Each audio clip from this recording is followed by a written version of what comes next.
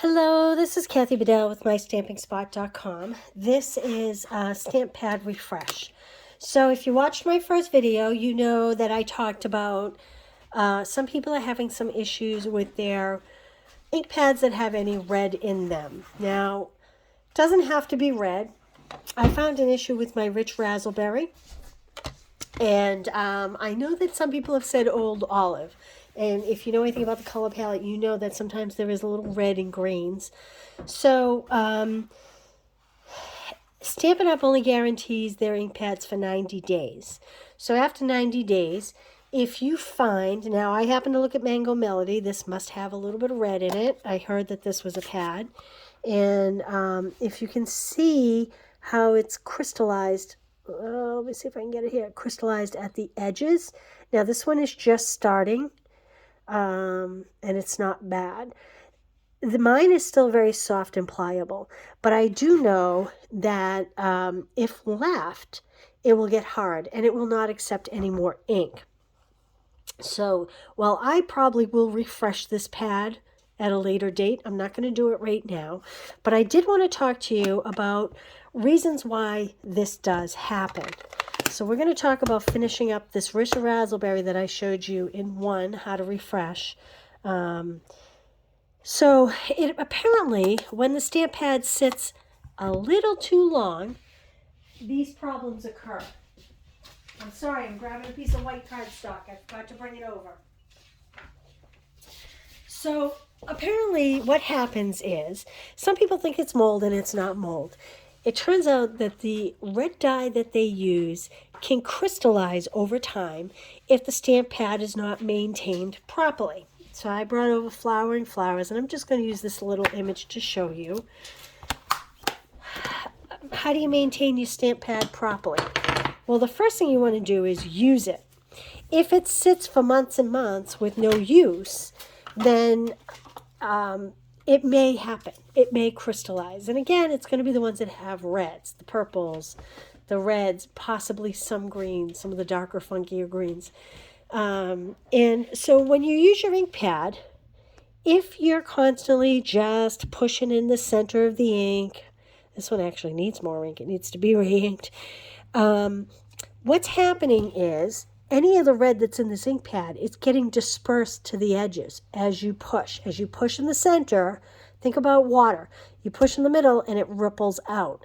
Well, that's what's happening to the red dye.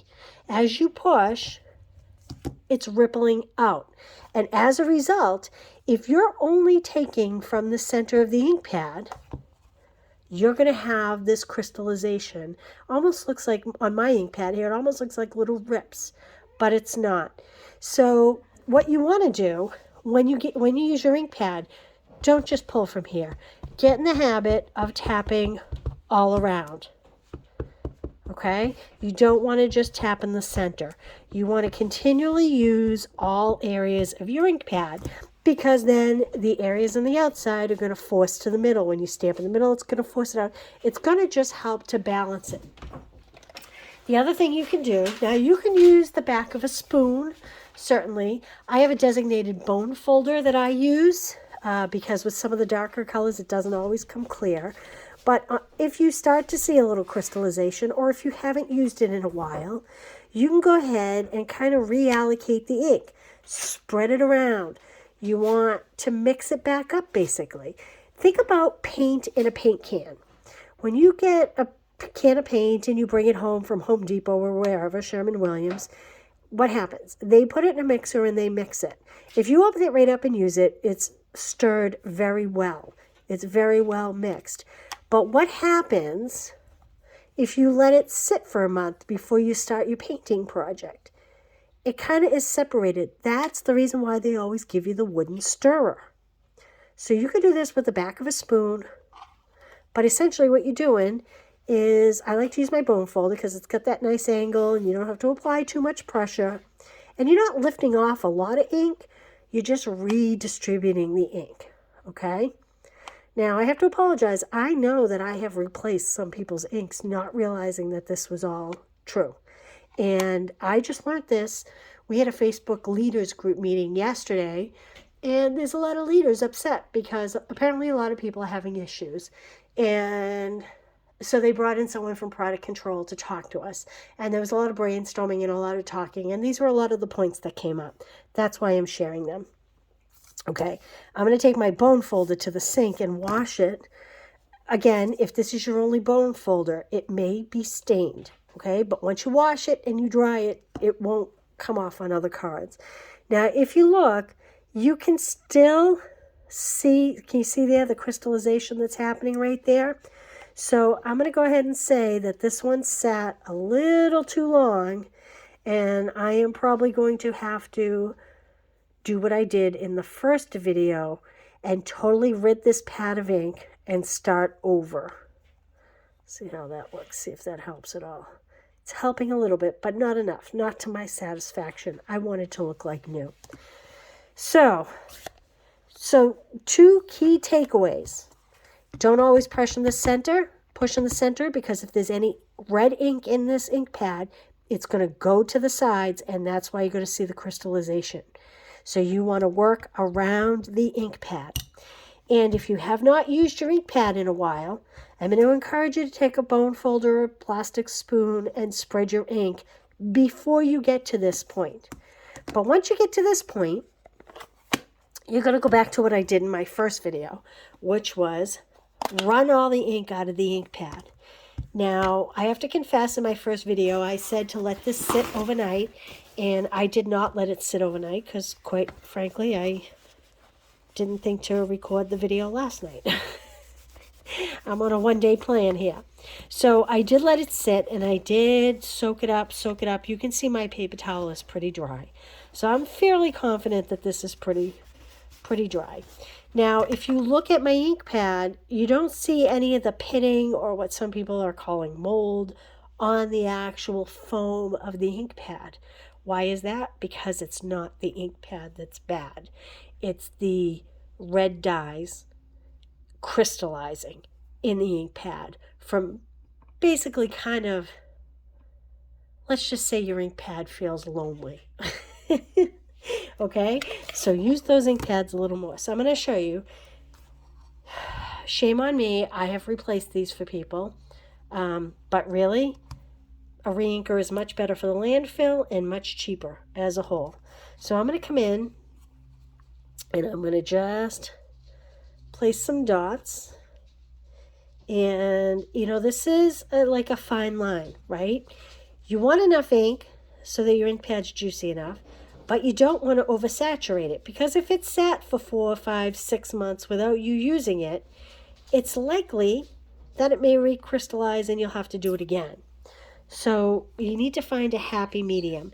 Now I'm putting the ink in there, and because there's no ink in there, I am going to spread it and kind of cover the entire ink pad. And I'm going to do it from each direction. I don't know that you need to do it from each direction, but that's just who I am and how I operate. So just go in. Like I said, if you don't want to ruin a bone folder, you certainly can use the back of a spoon, a plastic spoon. And I'm not putting a lot of pressure. You know, this foam is so light, it's pulling as I'm doing it, but I'm not pushing super hard. I'm kind of skimming across the top. Okay. You can see clear variances in my ink pad where it's lighter and darker, but I am going to test out with a stamp, and I'm going to stamp all around. So it's a little light. Looks like it might need some more ink. Now, every time you use the ink pad, do you need to do this all the way around? No, my suggestion would be take it out and kind of stamp in various places like that. That would be my suggestion. This is a little light. I'm going to go in and add a little more ink. Probably not quite as much as the first time. So here's a case of less is more, because if your ink pad does sit for a long time and you have to flush it with water, you don't want to waste all that.